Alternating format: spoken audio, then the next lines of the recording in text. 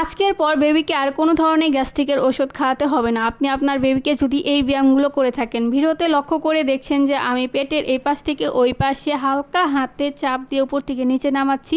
এভাবে 3বার করে করবেন। আর এই ব্যায়ামটি করালে বেবি ঠিক মতো খাবে, ঘুমাবে, অযথা বেবি কোনো কান্নাকাটি করবে না, অনেক শান্ত হয়ে থাকবে। আপনি একদিন শুধু ব্যায়ামটি করিয়ে দেখবেন। আর ভিডিওটা অবশ্যই সবার জন্য অনেক দরকারি, অবশ্যই শেয়ার দিয়ে রাখবেন। আর তারপরে ক্রস আকারে করার পর বেবির পেটের যে এই পাশ থেকে ওই পাশে এভাবে ট্যাপ ট্যাপ করে আঙুল দিয়ে এই পাশ থেকে ওই পাশে চাপ দিয়ে নেবেন।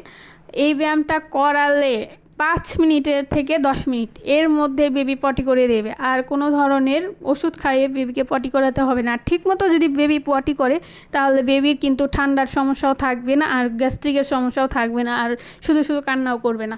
তারপর ভিডিওতে দেখছেন যে আমি উপর থেকে নিচে এইভাবে নামাচ্ছি। আমি অনেক রিসার্চ করে এই ব্যায়ামটা বের করেছি। অবশ্যই আপনার বেবিকে এই ব্যায়ামটা দিনে 2 থেকে 3বার করাবেন, তাহলে বেবি অবশ্যই ভালো থাকবে ইনশাল্লাহ। আর আমার বেবি আল্লাহর রহমতে অনেক শান্ত থাকে এই ব্যায়ামটা করানোর ফলে। আমি এজন্য আপনাদেরকে এই ব্যায়ামটা শেয়ার করলাম। অনেক বাচ্চাদের অনেক অসুবিধা হয় এজন্য।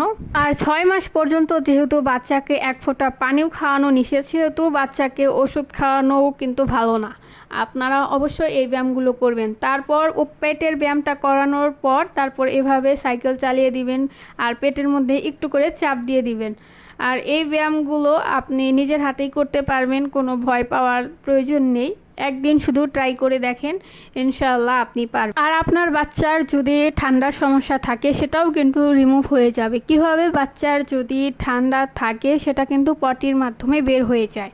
আর তারপরে এই ক্রস আকারে বেবির হাতটা এভাবে হাঁটুতে এভাবে ছুঁয়ে এভাবে ব্যায়াম করাবেন। খুবই ইম্পর্ট্যান্ট একটা ব্যায়াম, আপনি শেয়ার করে আপনার টাইম লাইনে রেখে দিতে পারেন। আর ইউটিউব থেকে দেখলে অবশ্যই ডাউনলোড করে রাখতে পারেন ভিডিওটা। এই ভিডিওটা সবার জন্যই দরকারি আমি বলবো, কারণ সবার বাসায় যেহেতু নবজাতক থাকে। আর বেবির কোন কোন কেয়ারের ভিডিও পেতে চান অবশ্যই আমাকে কমেন্টস করে জানান। আর বেবিদের ক্ষেত্রে কোনো কিছু অ্যাপ্লাই করার আগে কিন্তু প্রুফড কিনা সেটা কিন্তু খেয়াল রাখতে হয়। আর এখানে দেখতেই পাচ্ছেন যে ভিডিওতে বেবিটা একদম শান্ত হয়ে আছে ব্যায়াম করানোর সময়। অবশ্যই বেবিটা আরাম পাচ্ছে, এজন্য কান্নাকাটি করছে না।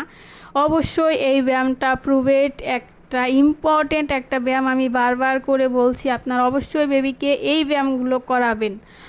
আর এরকম কেয়ারের যদি আরও ভিডিও পেতে চান অবশ্যই আমার সাথে থাকুন। সবাইকে অনেক অনেক ধন্যবাদ ভিডিওটি দেখার জন্য। আজকের মতো ভিডিওটা এই পর্যন্তই। আবার দেখা হবে নেক্সট কোনো ভিডিওতে ইনশাআল্লাহ। সবাই ভালো থাকবেন, আশা করি সুস্থ থাকবেন, আর বেবির কেয়ার নেবেন ঠিক মতো। আল্লাহ হাফেজ।